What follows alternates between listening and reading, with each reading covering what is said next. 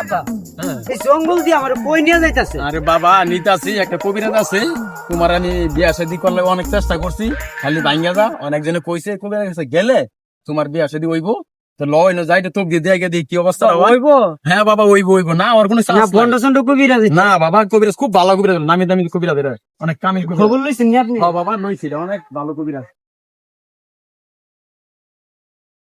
আব্বা হ্যাঁ এই লুকিনি হ্যাঁ বাবা, এই যে এই কবিরাজ, এই কবিরাজ খুব কামিল কবিরাজ, এই কবিরাজ অনেক ভালো কবিরাজ।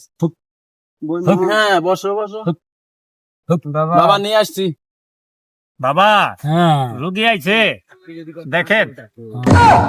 কি হইছে রে বাবা তোর? ওই যে আমার ছেলে হ্যাঁ আপনার কাছে, আমি বললাম ভালো কবিরাজ ইনশাআল্লাহ বক্ত কইলো।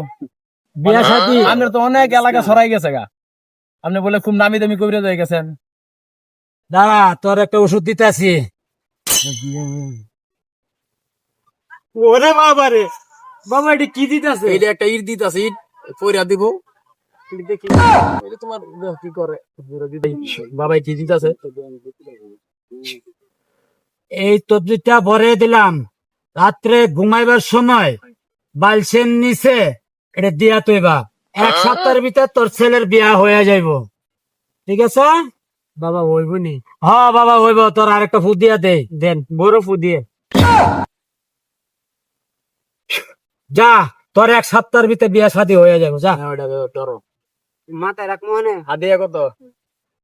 1000 টাকা তো 1 টাকা কম দেন বাবার হাদিয়াটা দিয়ে। বাবা 1000 টাকা। নেন 1000 একটিয়া, এই একটিয়া কম আছে। হ্যাঁ, ঠিক আছে, একটিয়া কম আছে, ঠিক আছে। ঠিক আছে। চলো বাবা, চলো বাবা চলো চলো এই যে হাদিয়াটা লন। চলো, আমরা জায়গা দেখি।